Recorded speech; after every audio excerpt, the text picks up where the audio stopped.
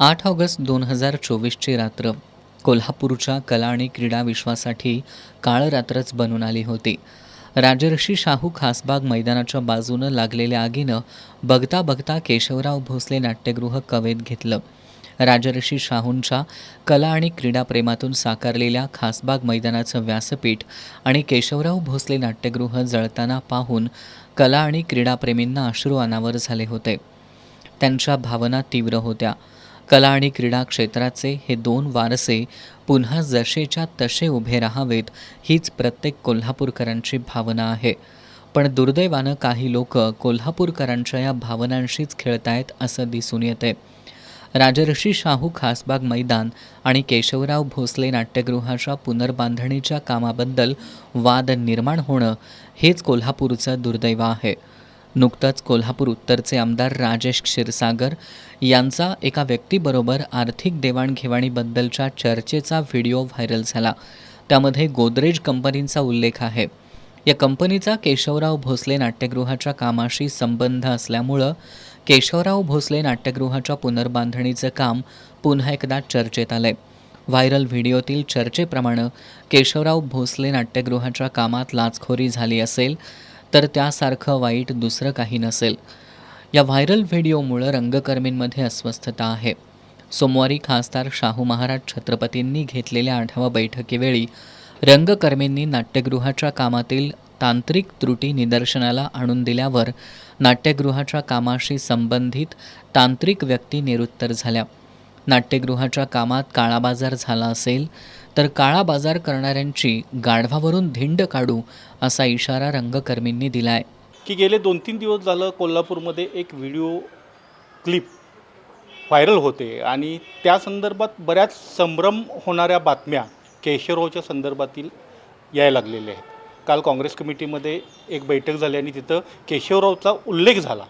तर त्या संदर्भात मी आज एक प्रश्न केला की पूर्वी इथं ज्या वेळेला कामकाज सुरू झालं त्यावेळेला वर्ल्डची सगळ्यात बेस्ट कंपनी कॅनरा हे इथं लाईट बसवणार होते आणि जवळपास त्यांची साईट व्हिजिट झाली होती आणि 90% कॅनराच इथं येणार या पद्धतीनं आमच्यापर्यंत बातम्या आल्या होत्या.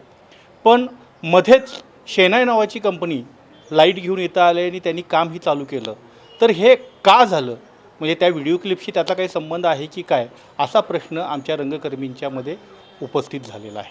केशवराव भोसले नाट्यगृहाच्या कामामध्ये कोणी काळाबाजार करत असेल किंवा पैशाच्या देवघेवीमुळं कामाच्या दर्जामध्ये जर का कुठला कॉन्ट्रॅक्टर किंवा कुठला कर्मचारी दुय्यम पद्धतीनं काम करत असेल तर आजही मी रंगकर्मींच्या वतीनं सांगतो की त्याला आम्ही इथून सरळ सोडणार नाही. त्याची गाढवावरून धिंड काढू आणि बिंदू चौकात काळं फासवून बसू.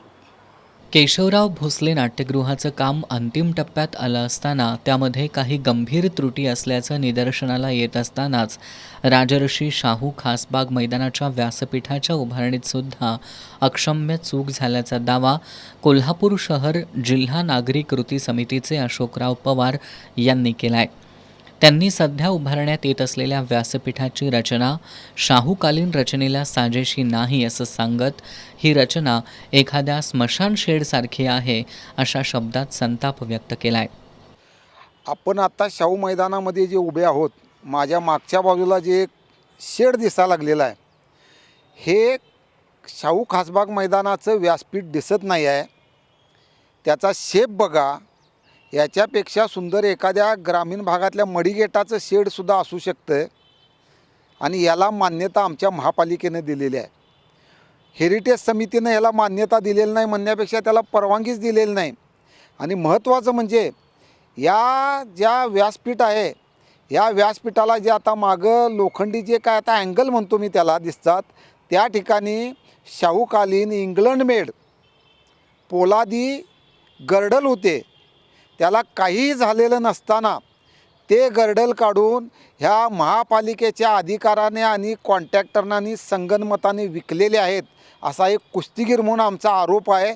अशोक पवार यांनी कालच्या बैठकीत खासदार शाहू महाराजांसह उपस्थितांना धक्का देणाऱ्या गोष्टींकडे लक्ष वेधलं.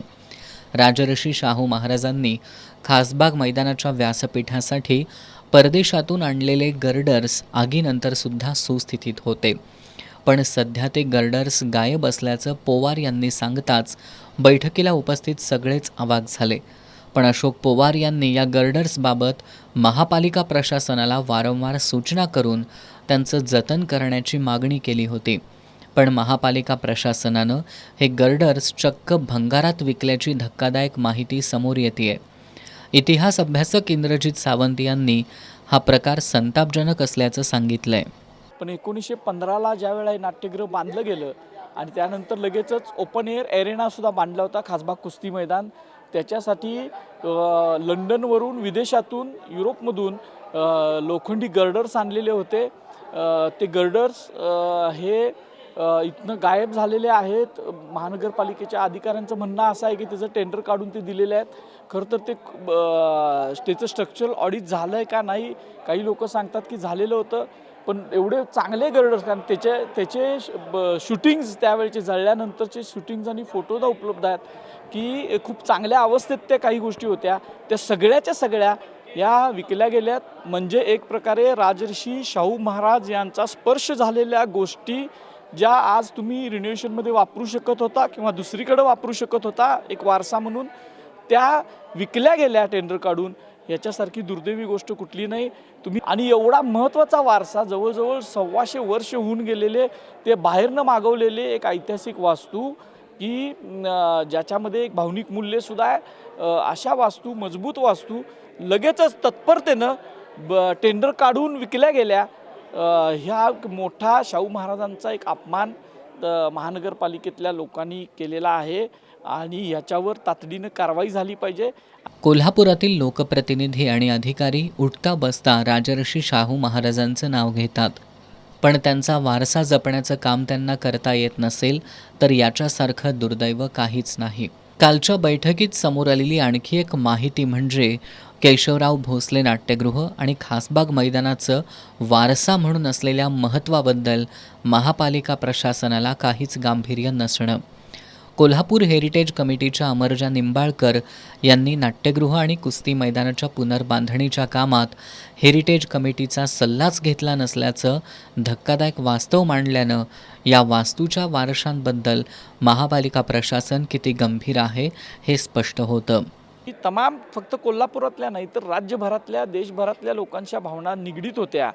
आणि ज्या वेळेला ही वास्तू जळाली गेली किंवा जाळली, त्याचा तपास अजून झालेला नाही, पण त्याच नंतर ज्या मीटिंग झाल्या त्याच वेळेला इथला एक दगड आणि दगड हा संवर्धित झाला पाहिजे अशी मागणी अनेक वेळेला मीटिंगमध्ये केलेली असताना हे सगळं झालं. हेरिटेज कमिटीचं दखल घ्यायला पाहिजे होती. हेरिटेज कमिटीनं फक्त एकच मीटिंगमध्ये काय तर तत्वता मान्यता दिली आहे असं कळतं आहे. त्यांच्या पत्राला सुद्धा केराच्या टोपल्या दाखवल्या गेल्यात असं कळतं आहे. मग तुम्ही हेरिटेज कमिटी ठेवली कशाला महानगरपालिकेत? आणि लोकांना माहीत पाहिजे की शाहू महाराजांचा एक हा वारसा आपण सांभाळतोय, तर तिथं आपण कसं या गोष्टी केल्या पाहिजेत. नाहीतर मग तुम्ही काही लोक पहिल्यांदा जळालं त्याच दिवशी लगेचच 2-3 तासामध्ये काही लोकांनी मोहीम चालवली की पूर्ण पाडा, 4 मजली बांधा, 10 मजली बांधा. म्हणजे या काही लोकांचं सिंडिकेट आहे का, याच्यामागं हा तपाससुद्धा झाला पाहिजे असं माझं म्हणणं आहे.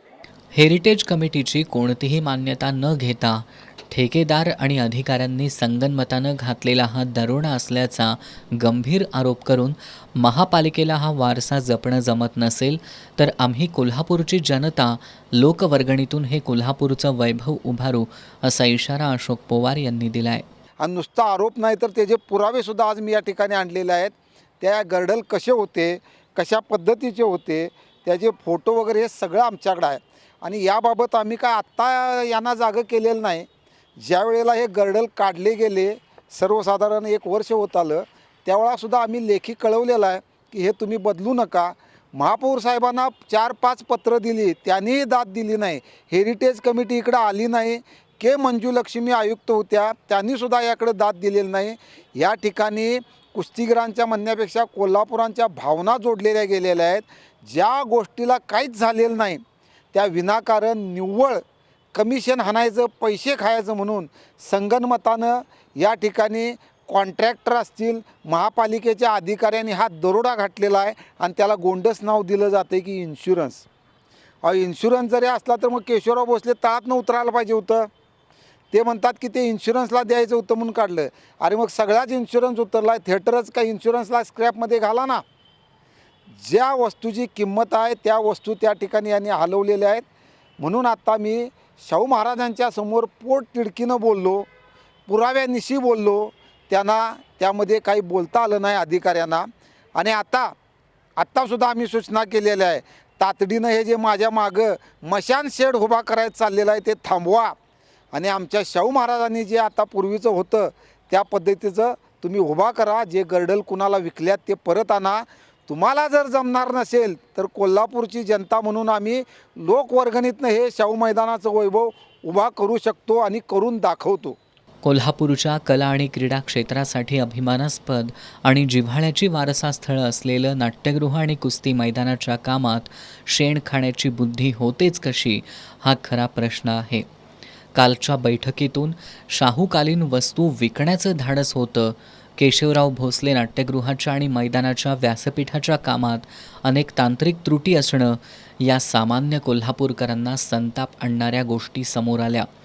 या पुनर्बांधणीच्या कामातल्या संतापजनक त्रुटी नसून या कामाशी थेट संबंधित असणाऱ्या घटकांच्या करंटेपणाची लक्षणं आहेत. यावर हे इतके करंटे कसे, असा प्रश्न उपस्थित होतो. एस न्यूजसाठी कॅमेरामॅन जितेंद्र शिंदेसह उत्तम पाटील.